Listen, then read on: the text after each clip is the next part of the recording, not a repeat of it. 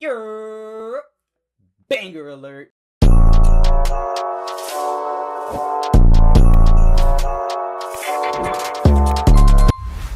Alright, look, man.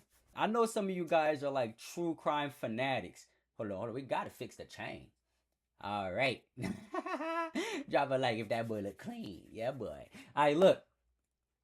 I really enjoy true crimes or like true crime documentaries. It does get me out of my seat a little bit, like unhinged. It get me a little bit unhinged, but I still enjoy watching them. So I'm finna just start watching them with you guys, man. Every week, you guys can expect about 1 to 2 true crime reactions. Anyways, if you guys are new around here, make sure you guys just subscribe so you guys don't miss the other reactions. Y'all gotta like the video to let me know that you guys want more of these type of videos. And yeah, without further ado, man, let's jump into it. Gotta slap it to that 4K for y'all. Alright, let's check it out. Crime! Whoa. I don't have a second camera here. I'm gonna try something else. One sec. Crime! Conspiracy! Cults! Serial killers! And murder. All things that I love to consume, and I know you do too, you sick-minded, intellectual, beautiful freak. In today's video, we are going to be discussing the disappearance of Steven Stainer. And this has to be one of the craziest stories I think I've ever told on this channel. Typically, when we cover crime-related topics, it ends up with the person either being found, dead, or missing forever. However, this story has a very unique... Forever. I mean, like, that's kind of like the only three, like, that, what else could happen? If you go missing, you're either gonna be found, you're gonna be offed, or you're just gonna stay missing. It makes sense. Twist. It involves tragedy and heroism, and it details a story of one family just trying to live a normal life after blow after blow. So let's get into it.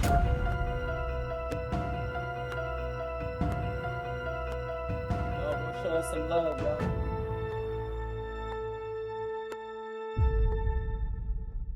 Descriptions of violence and murder. Listen, viewer discretion is advised, y'all. Obviously, I want to address, I'm in Canada right now. I do not have my usual setup, but it's kind of cozy in here, isn't it? This is my old office, but I put all my antiquing stuff, my fun finds that I found in a fireplace. So we have a little cozy Canadian true crime session right now. Just had to say that. Also, apologize for the audio again. I don't have any of my proper filming equipment, so if it sounds like ass, it sounds like ass. So I apologize in advance. Let's get into it. Okay, Steven Stainer. So who is Steven Stainer? Steven Gregory Stainer was born to parents Delbert and Kay Stainer on April 18th, 1965 in Merced, California. He had 3 sisters and 1 older brother. And the Stainer family would live a relatively normal life until December 4th, 1972, when everything would change. This family would seemingly never get any reprieve for the rest of their lives. So on Monday, December 4th, 1972, 7-year-old Steven Stainer was on his way home after school when a stranger approached him. The stranger claimed to be a man named Irvin Edward Murphy, who... This weirdo right here, bro. You could see just by his face, bro. It's always somebody that look just like this, man. This guy was probably... Yo, please don't bully people, y'all. This guy was probably bullied as a kid. As y'all can see, bro. Never got no huzz. He ain't never get no huzz. You could tell. But that's actually crazy, y'all. But second thing, y'all gotta start teaching y'all kids young, bro. Do not talk to strangers. Don't take candy from a strangers. Don't, you feel me? Don't go in a stranger's van. Like, it's no free balloons. You feel me? Just, especially you see somebody like this, you might gotta run the other way. Just letting you know. You could tell he got bad intentions, but it's always somebody like this, man. That he was a church representative and asked local people if they would be willing to donate to the church. Steven said that his mother would be willing to, and this led Irvin to ask where he lives so he could get his mother's information. And when Steven told him what... I just noticed something else, yo. Like, Steven looked like a grown-ass man. Oh, he was 7. But wait, so who the hell was that at the start? 220. Where is it? Who is this guy? I thought it was him that went missing. He does not look 7. Yo, he does not look 7. All right, let's continue. lived, that's when a white Buick would pull up beside them. Stephen would willingly crawl into the back seat, and this began the traumatic tale of Stephen Stainer. So once Stephen was in the car, he would be driven to a cabin in Kathy's Valley, which was about half an hour northwest of Merced. And unbeknownst to his family, he would be held captive here, within proximity to his own grandfather's home. Now, it is important to know that Murphy was not working alone. He was actually working with another person, Kenneth Eugene Parnell. Kenneth. This guy look like a P. Y'all know what the P is, man. No Diddy. He look like the type of nigga that hang around with Diddy. But nah, that's crazy though. This guy looks exactly like what you expect him to, bro. Like, I see somebody like this, but I'm running the other way, but he just look creepy, bro. Was a troubled man, to say the least, having a rough youth and spending many years in prison before kidnapping Stephen. When he was 5, Kenneth's father, Cecil Frederick Parnell, walked out on his mother and his 3 siblings. And following this event, Kenneth would begin a string of crimes, including car theft, arson, leading to spending many years in juvenile detention. He's just warming up at this point, just warming up. In a newspaper written about Kenneth, it says, "He has shown a peculiar tendency to search for trouble and punishment," reported Dr. Richard D. Lauenberg, a psychiatrist who examined Parnell in 1951 at the behest of the Kern County Superior Court, and Kenneth would also exhibit strange behavior throughout his life. Your workflow is important to us.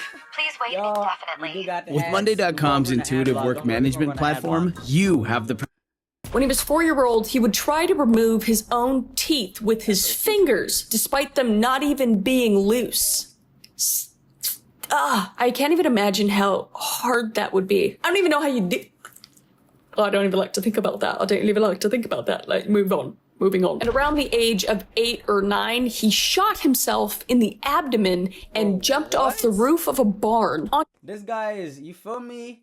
He think we could respawn. Yo, we cannot respawn, but like, nah, that should have been clear sign of like mental health problems. That's the problem nowadays too. A lot of these things don't get diagnosed, you feel me? Especially like, I mean, we're not gonna try to make an excuse for this guy, bro. But like, I feel like his pops walking out early has something to do with this, but not an excuse, guys. This is still sick. It's sick as hell. Excuse me. A wooden plank with hundreds of nails sticking out of it. This guy likes pain, okay? What do you call that?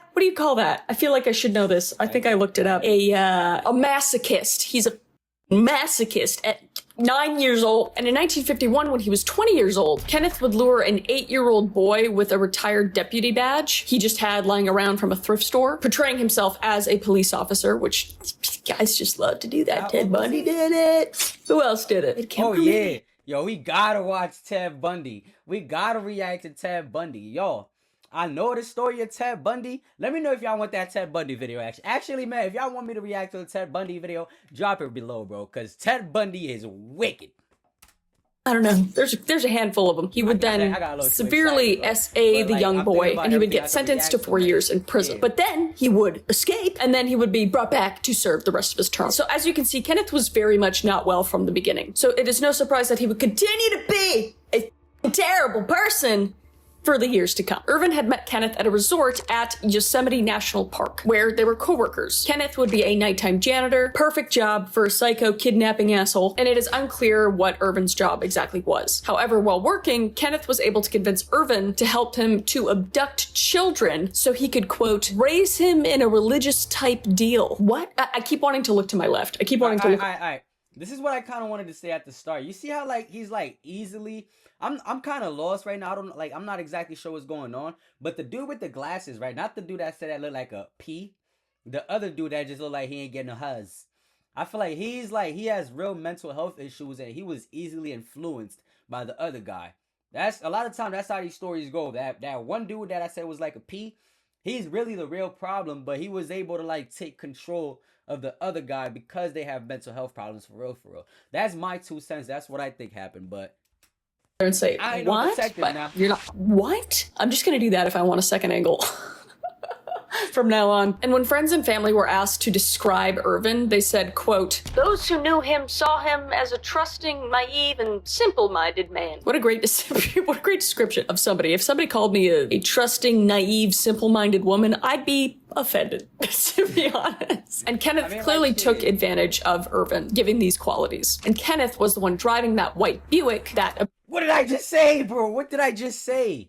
He took advantage of that, bro. Like, so Kenneth is the okay. He took it like she just confirmed this, bro. Come on, detective lawyer in the building, bro. Banger.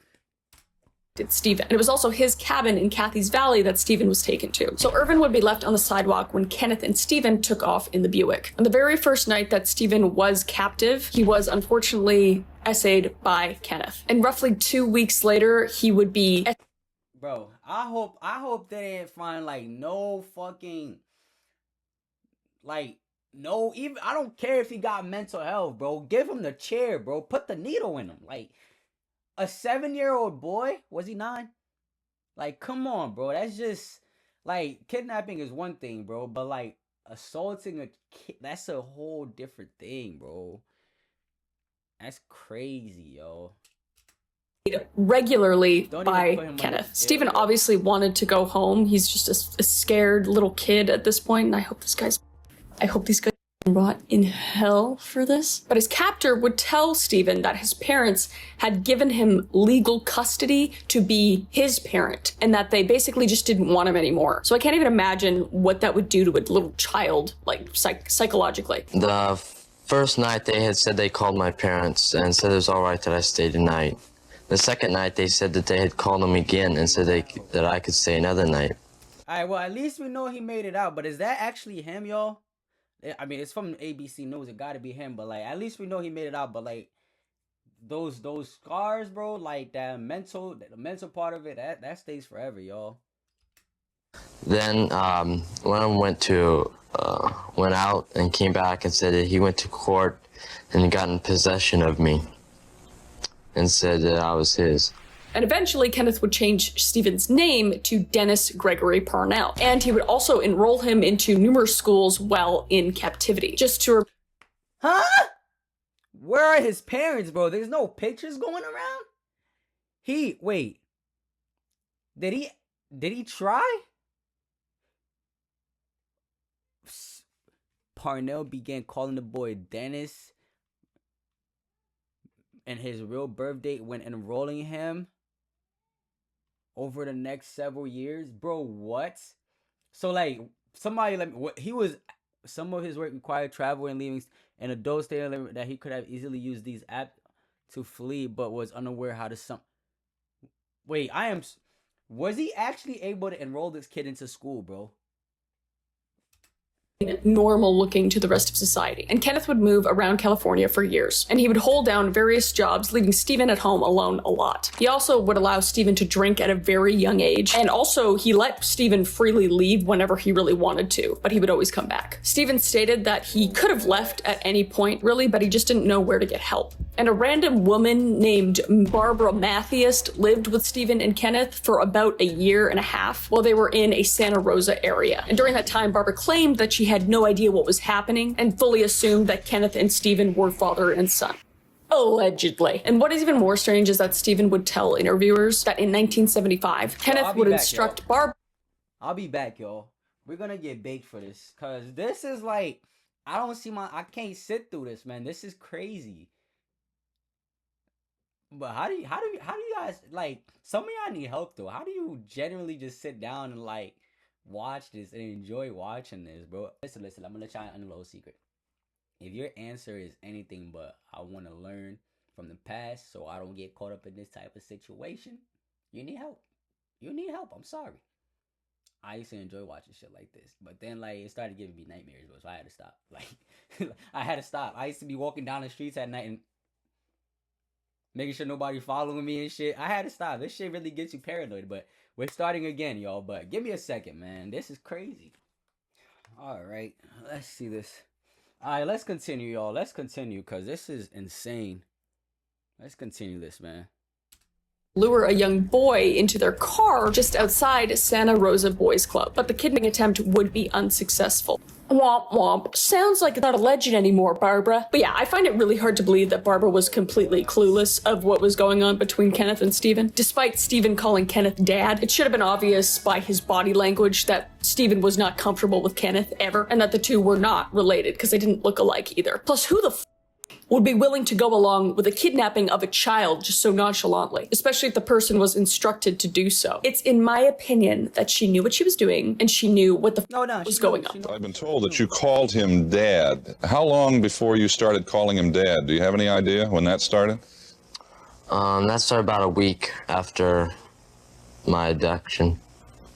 What were your thoughts during the 7 years about your parents? Did you think about them? And if so, what went through your mind? Through the 7 years, I don't remember what went through my mind, but I thought of my parents very often. But Stephen would have to suffer for years in captivity, traveling around with Kenneth while being violated by him regularly. It had to be just absolutely torturous and miserable. However, in early 1980, Stephen would see and take an opportunity. March 1st, 1980, 14-year-old Stephen would finally escape of the grasp of his captor and get the help he so desperately needed. But he wasn't alone. As sickening and disgusting as it sounds, Kenneth grew less interested in Stephen as time went on. This nigga is so creepy, bro. Pardon my French, bro. He's so bro. Oh my God, I would have gave this dude the nastiest of backhands of my life, bro. That's actually insane, bro. So you telling me he's just a serial kidnapper at this point? Like he's just walking around. Yo, how is he free? Look, and then like what's really like? It's not like obviously it's equally as bad like the kidnapping part, but the essay part, I can't like that's really getting me tight, bro. He doesn't like boys after they hit puberty, cause you know he's a pet. Parnell and Stephen together realized that Stephen was growing up and that he was no longer going to be able to be controlled by Parnell. Parnell wanted another kid. So once Stephen hit puberty, Kenneth started to go out and look for younger boys to kidnap and basically replace him. Furthermore, as Stephen got older, Kenneth would start to use Stephen to abduct younger boys, which reminds me of a movie I really like because it was really well done with Angelina Jolie, The Changeling, which I'm wondering now, is that? No, it was based off a different case. Never mind. But The Changeling, very interesting movie. Similar premise. This guy used boys to abduct other boys. And then he would I'm not going to give it away. You should watch it. Anyway, let's continue. So at this point, he's using Stephen to do what Irvin did to Stephen. Did that make sense? Wait, where's Irvin in this? Like, what happened to him? I thought it was him that was doing all that. I ain't gonna lie, that I should have thought about it. Ain't no way in hell I'm letting that guy kidnap me, bro. Like, be so for real.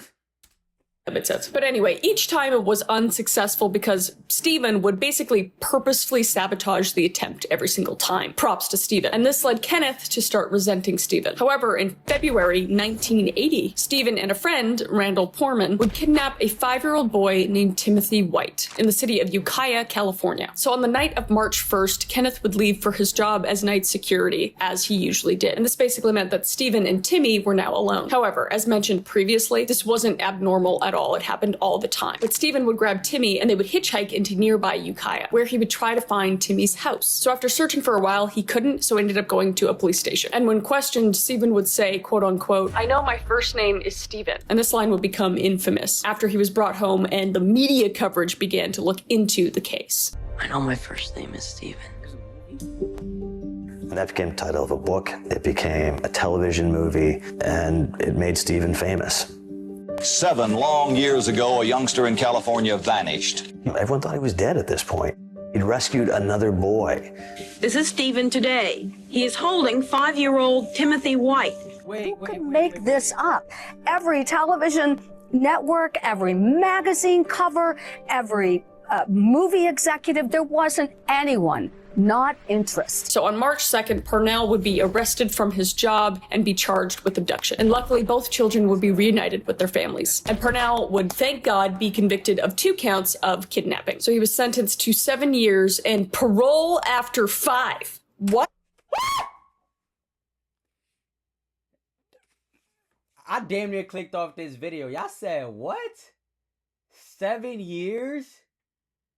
And he's eligible for parole after 5? 5 fucking years, bro? 5 for essaying a child and kidnapping? Wow. Not even, like, more than 1 count of kidnapping at that. He got attempted kidnapping at that. He got multiple counts of essay. It's just not enough time. It's just not enough. Not even he kidnapped a child and did awful things to him for years. I don't understand the justice system, I guess. I don't know. Because Parnell would not be charged for SA that occurred in Merced County since he was apprehended in Mendocino County and he was outside of the statute of limitations. So I guess that makes sense. But still, kidnapping is only 7 years, especially for the length of time that he had Stephen. Like, are you kidding me? Irvin Murphy and Randall Poorman would be convicted of lesser charges for aiding in kidnapping of both children. And Stephen would right here, I'm not gonna lie to y'all. I feel like he just needs like mental help. Like he's easily taken advantage of. You could tell like he ain't got no huzz. That Murphy was extremely kind to him when he was first held captive and told investigators that he believed that Murphy was as much a victim as he was, which like, it's hard because I understand to a certain degree, like maybe the same thing happened to Irvin. I'm not even sure. We're not sure like that it happened to Stephen. He was groomed and then made to kidnap people. So, and it's just that Stockholm syndrome. Like when you're a child, they're so easily moldable, you know, and easy to take advantage of, unfortunately. I don't know how to feel about like Irvin Murphy and stuff. I do think that he was a victim. Absolutely. But yeah, I mean, you got to know what's right and wrong. You know, you see other kids not doing that. You'd think it's like not good to do. But then I understand also that you're horribly afraid of Kenneth. So anyway, but the case of Stephen Stainer is a very traumatic yet brave tale of a boy who persevered through horrible conditions while saving another from the same fate. The car pulled up and I got in and they passed the road that I lived on. I had told them that was the road I lived on. They said that we'll just call your parents to see if you can stay the night. Were you afraid? Not that much. I was a little bit. And the case would absolutely blow up on the news and attract lots and lots of media attention, leading to Stephen and Timmy gaining some fame. So as soon as Stephen was returned to his family, he actually began touring around the nation to different morning shows and numerous interviews in front of his family home, which I can't even imagine that, like after going through that as a kid, still like he's 14, and then having to do all that, like what a nightmare. So over the past 7 years, Stephen had been living in the shadows, just yearning to escape. But now that he's free and was thrust into the spotlight, it kind of became unavoidable. And on Good Morning America, Stephen was asked if his parents had changed at all, if he recognized his siblings and things like that, all while his lawyer was present. And while it was great to have Stephen back home, he really, really struggled to get back into normal life. He was used to being I feel like this is some sort of child abuse. So like, imagine coming from a traumatic event like that for 7 years, and then you have to bounce around the nation. Like, of course, he probably like started generating income from it. He got fame from it, but like, I feel like that's only gonna make his mental state deteriorate. Oh my God, the vocabulary. Wow, yeah, I'm a nerd. All right, look, y'all, yeah.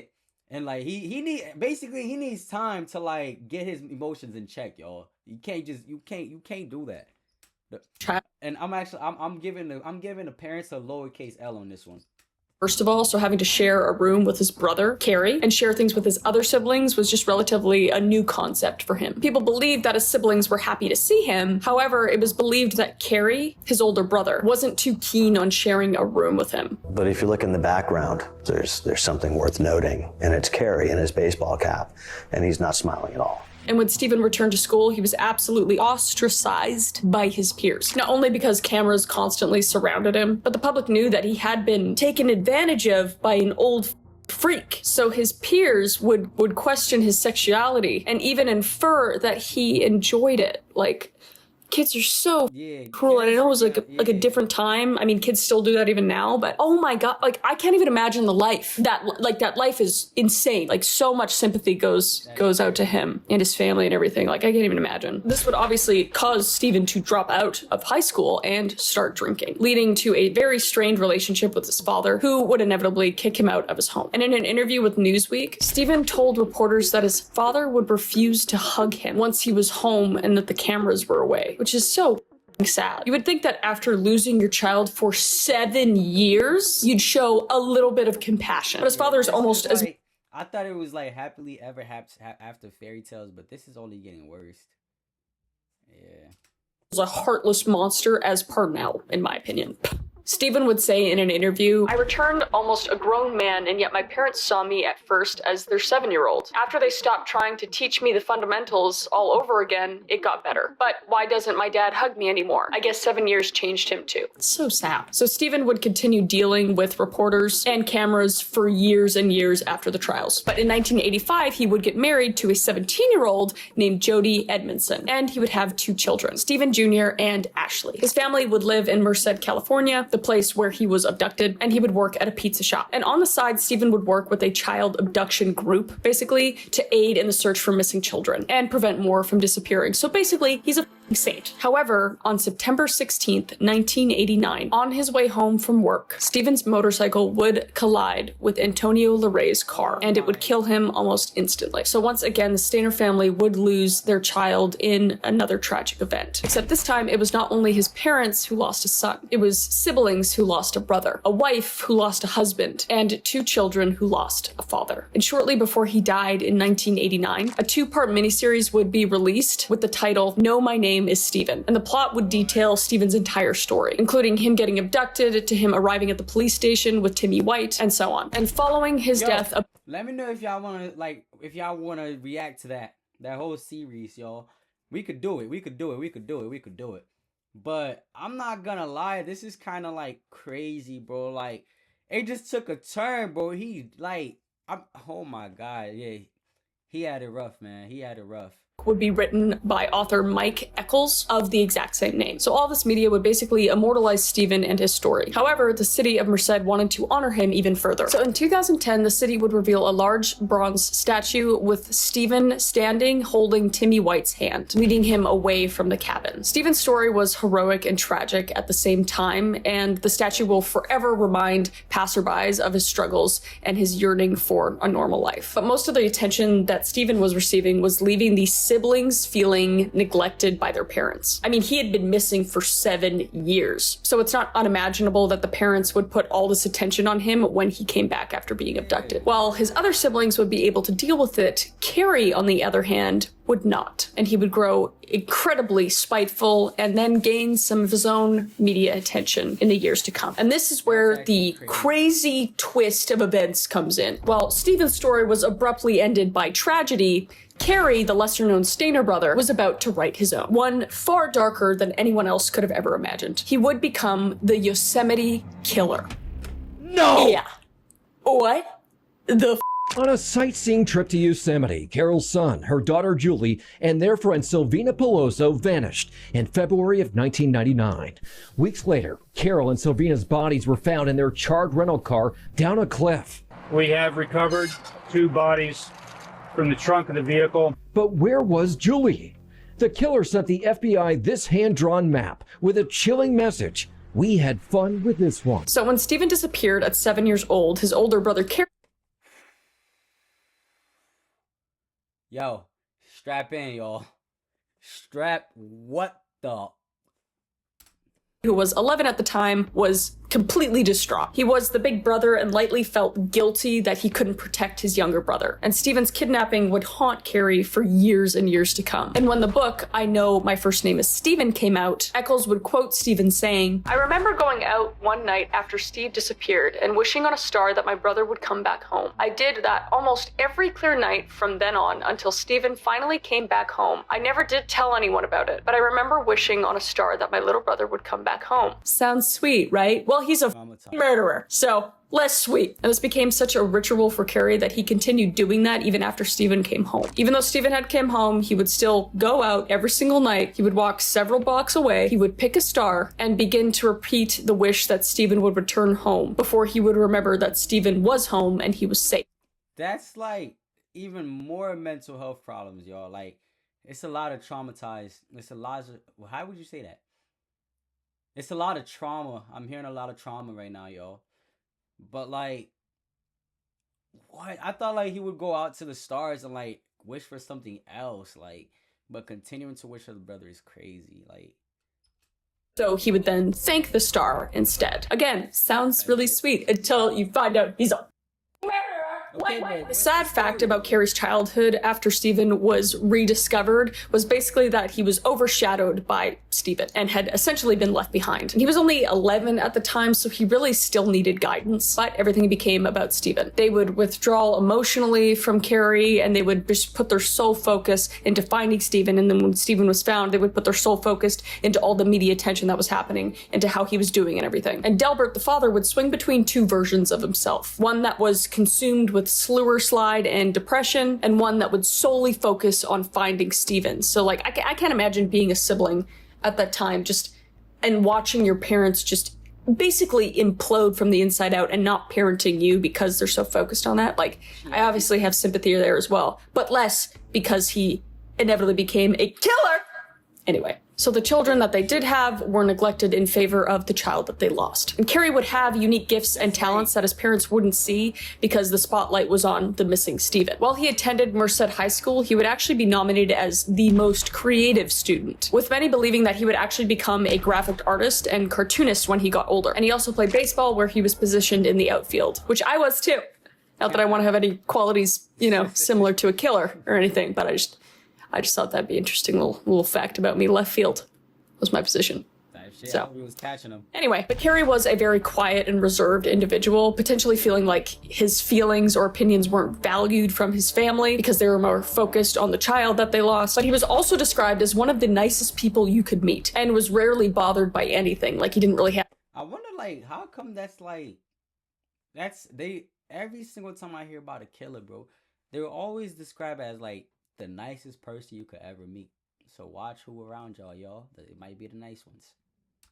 Anger issues or anything like that. So Carrie would be 18 by the time his brother came home. Basically a man standing on his own merits and probably fully accepting that he would never see his brother again, but his brother would come into the picture again, thus thrusting Carrie back into the shadows. But of course, Carrie was glad that Stephen was home, of course, even thanking the stars that he had wished countless times for his brother to come back. But Stephen was home, and with that came the media firestorm yet again. Stephen would just come home. He would come home a hero, basically. And neighbors who lived near the Stainers for about 20 years were called Stephen's return home, basically made Carrie just return to being the brother. Michael Coleman specifically would live next to the Stainers for about 20 years and would tell SF Gate, quote unquote, "When Stephen came home, Carrie was put back on the shelf. He was in the background always." And Victoria Flores Tatum, another longtime neighbor, told... I'm kind of like, I'm trying to piece this together. Like, I'm hearing that, like, it was easier for him to do it because there was less attention on him.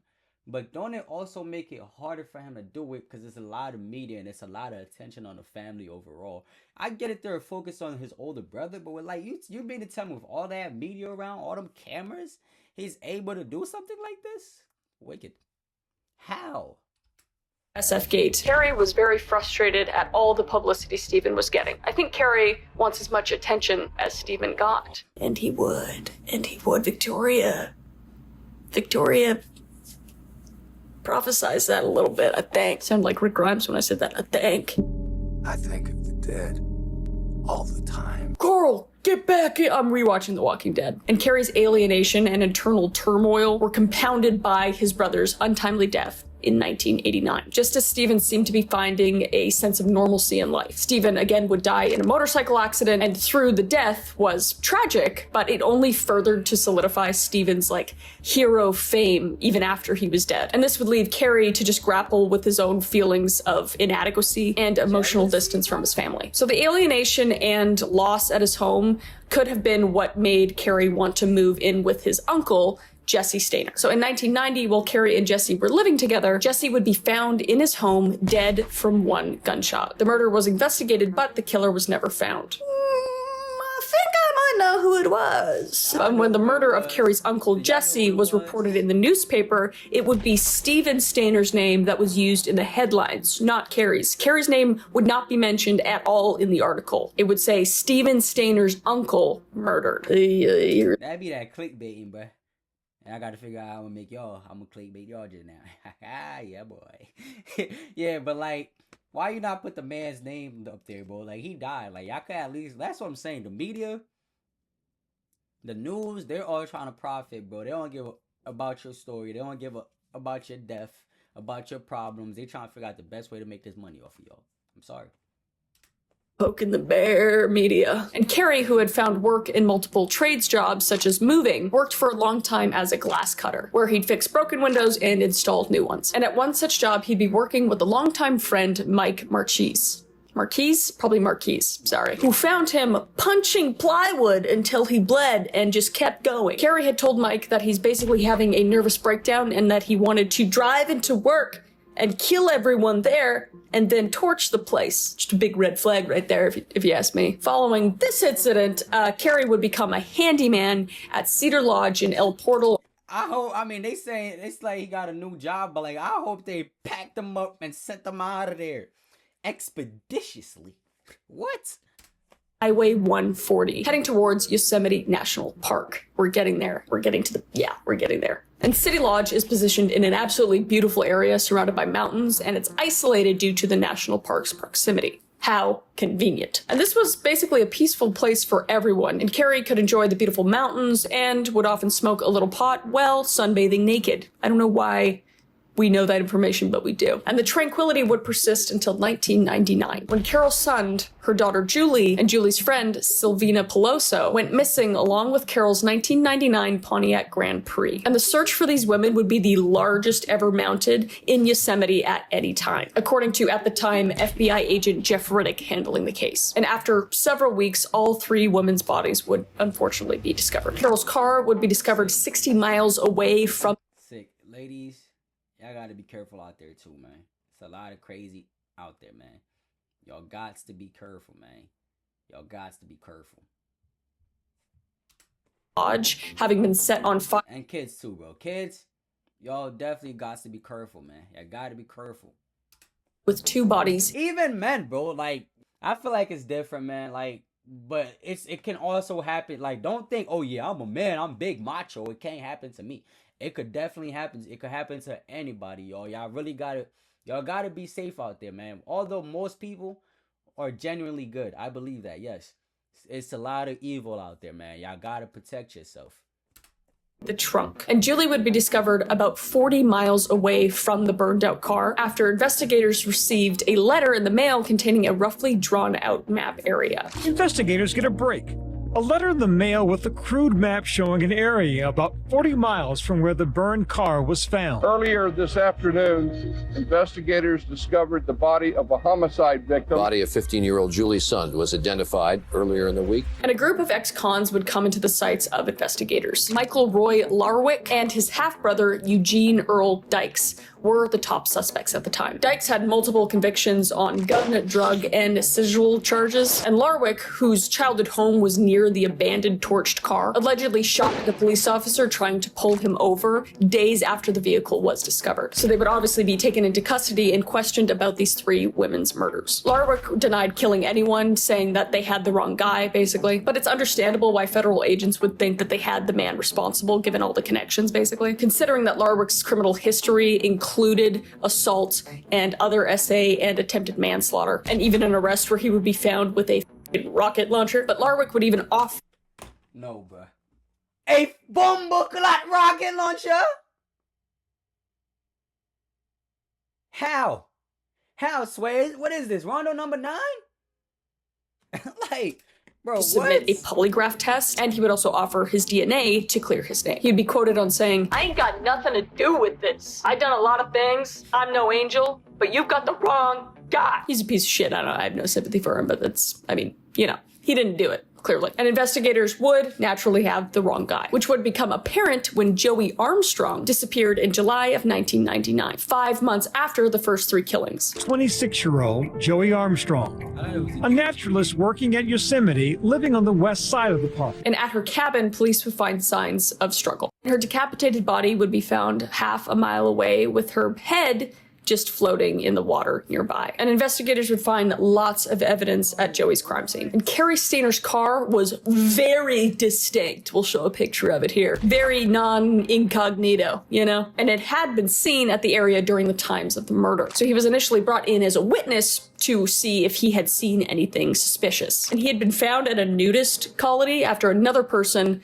recognized him as a person of interest to investigators and called the authorities. But at this point, Carey still wasn't suspected of committing the crimes. And the investigators were actually familiar with him after having questioned him after the first 3 murders. They just basically wanted to ask him questions at this point. So when FBI agent Jeff Riddick finds him at a nudist colony, they find it odd that he raises his hands above his head. Like, way to give it away, dude. What the? Carey was not treated like a suspect at all. Like, when he was being questioned, he and 2 other agents were eating pizza. And that's when he began to spill his guts and tell the investigators that he could give them more information about Joey Armstrong and more. Carey would confess to Jeff Riddick. Bro, they got him. They brought that nigga a McChicken and some pizza and like two nuggets from Wendy's. Maybe they probably got him some Lay's potato chips and a milkshake. He spilled the whole beans, bro. Ladies, y'all wanna know if y'all man shit? Get him a McChicken. Getting about 2 bags of chips, some corn chips, you know, and a nice milkshake. You feel me? And then spill the beans, supposedly, because this is wicked. Alone that he killed Joey Armstrong, as well as Carol, Julie, and Sylvina. And Jeff Riddick has actually written a book about it titled In the Name of the Children, an FBI Agent's Relentless Pursuit of the Nation's Worst Predators. And in this book, he details the time he spent with Carey Stainer and the horrifying request he made during his confession. That connection ultimately got Stainer to confess to killing Joey Armstrong. But before admitting to killing the sightseers, Riddick says Stainer tried to negotiate. He wanted images of young girls, his family to get the reward money, and to end up in a federal prison near his family. Riddick recalls asking him to pick one. What's the one thing? It's the one thing only. And what he chose to. So for Carey's confession, he is. Send him. Oh my God, I ain't gonna lie. He got 3 hats, bro. Now I think he got 4 hats actually. He got, like, you gotta send him up there, man. You gotta send him up there, man. The Lord will judge him. Matter of fact, you know what? Don't even put him under the jail, y'all. He gotta get the needle, y'all. Conditions for his continued cooperation. He wanted his family. This dude chose pornography, bro. Pornography over seeing his family, bro. Come on, bruh. Over his family getting the reward money, like... Reward money for the discovery of the women that he killed. He also wanted to be placed in a prison close to his family. And finally, he wanted images and videos of the young girls. And he actually thought that they would give these things to him if he dangled the confession in front of the investigators' faces. This guy couldn't be a bigger POS. I can't even, like, the audacity of this piece of shit monster. My God. But investigators would tell him that he could pick one of the things that he wanted so much. And he would choose the images of the little girls over the money for his family and the proximity to his family. It's a nightmare. What? And of course, he would confess after not receiving the photos, as Jeff Riddick would tell him of the catharsis that he would feel if he did confess. And there might have been also... Listen, y'all. I was in class the other day and my dynamics of communications professor was just talking about catharsis. Let's see if I remember what catharsis mean. I forgot. But I think it's like relief. Let's actually check. Yeah, boy. Catharsis definition. The process of releasing and thereby providing relief. Y'all just let something do. Catharsis, relief. Or strong repressed emotions. That's like when you have like a secret you want to tell somebody, but you're scared to tell somebody, but that's really weighing down on you. You feel great catharsis when you tell somebody that secret. So go tell somebody that secret. Yeah, boy. I think is a big possibility that he just wanted to seize any sort of spotlight or fame from these crimes, given that the spotlight was taken away from him so many times from his brother so many decades ago. And Carey would claim that these inclinations of death and murder would predate Stephen's kidnapping. When he was as young as 6 and even 7 years old, he would be 37 at the time of apprehension, so he had avoided succumbing to these desires for about 3 decades and may continue to fight these demons today as he sits on death row, which I'm sure he does. So why might have Carrie finally given in after so long? Perhaps it was inevitable, but a psychiatrist that evaluated Carrie for his defense team, the Stainer family, experienced extensive and mental illness. Stephen had been kidnapped by a PDF aisle, but he wasn't the only one that suffered these abuses. Stephen and Carrie's father, Delbert, had been ordered into therapy after essaying his own daughters. And even Carrie himself would be— What the? What, like, I just said I felt bad for the family. What is going on, y'all? Like, for these abuses. Stephen and Carrie's father, Delbert, had been ordered into therapy after essaying his own daughters. And even Carrie himself would begin peeping in on his sister and even touching her inappropriately when she was only 10 years old. And Carrie had even become a victim of SA from his own uncle, Jesse Stainer, mere months after Stephen's disappearance. And if you remember, Jesse was killed by a gunshot. So after Carrie Stainer was convicted for those other murders, Jesse Stainer's case would be reopened. So history of SA in the Stainer family seemingly went back generations, which is horrific, making— Hey, Robert Herjavec from Shark Tank. I'm a huge fan. Hey, what is your #1 tip for saving money? Easy. Pay off your credit. Making the fact that this is sick. But then, hey, they do that. Hey, you can't find a girl. Let me get my cousin. Yo, don't take offense, y'all. Family's off limits. Stephen would be kidnapped by somebody that committed the same, a cruel, cruel twist of fate in a very unfortunate irony. Carrie seemed so normal throughout his childhood and throughout his adulthood, and even his friends didn't suspect him of doing anything like this. It just goes to show that you never know when somebody's hiding a very dark side to them, and that deep-seated everybody's trying to deceive you guys, so like, you always gotta try to look past people, man. Always. Like, this is— oh my God. Can manifest when you least expect it. So the story of the Stainer brothers is intriguing for many reasons. Their childhoods and how they ended up in adulthood offer a compelling example of the nature versus nurture concept, which I always talk about during most of the true crime deep dives that I do. Both brothers endured trauma, yet their paths led entirely different directions. Stephen would become a symbol of resilience and strength, while Carrie became a serial killer and a cautionary tale. Stephen's was a 7-year-long nightmare where his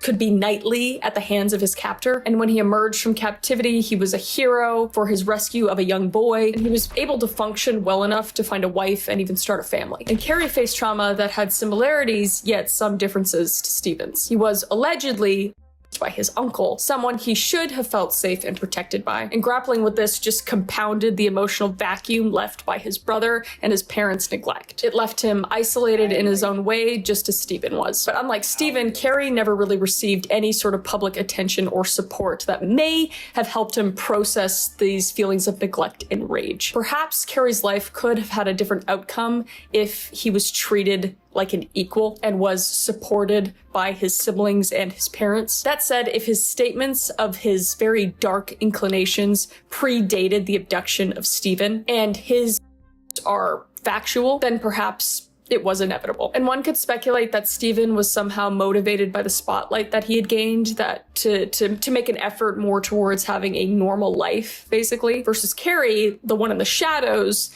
didn't have the same fire lit beneath him to pursue that kind of normal life. So I think the greatest shame and honestly one of the cruelest ironies of this whole story is that Stephen, a boy who saved another young boy from the that he suffered for so many years, was the one who had his life cut short. With so much in his future, Carrie, the brother who would go on to murder 4 women, lives to this day. And that is crazy. Like, oh my God, just on death row, he got to breathe the pleasures that life offered for 37 years. And though now in prison, continues to create his art. So that about wraps up this story. Very, very crazy case. I was reading about it. I can't even remember. No, guys, that is absolutely wicked, y'all. That is sick, man. And like, oh my God, bro. How, like, let's recap. So, younger bro gets abducted. Younger bro stays abducted. Younger bro comes home, but younger bro dies. Now, older bro gets jealous because younger bro was stealing all the spotlight. So younger bro starts killing people. But younger bro was also essayed a little bit after. Oh my god. Older bro was also essayed after younger bro was assaulted. Oh my god, was essayed. And then older bro goes to jail for life while younger bro ends up dying, even though younger bro was the victim and older bro was the victor. I don't know if that's a word. Or problem. Y'all get what I'm saying? And the family, it's a whole bunch of history of SA going on in the family from like generations. Oh my lord, what is going on? This is fucked up. Yo, if y'all really enjoyed this reaction video, man, make sure y'all demolish that like button, man. New series coming out. I'll get y'all the next video probably soon. Y'all just gotta let me know what y'all want to see, man. This is wicked. Make sure y'all demolish that like button, man. Make sure you subscribe for more. Make sure you become a member. Crazy Gang is not open. Y'all could... Crazy Gang will be open in a little bit, actually. I'll see y'all in a little bit.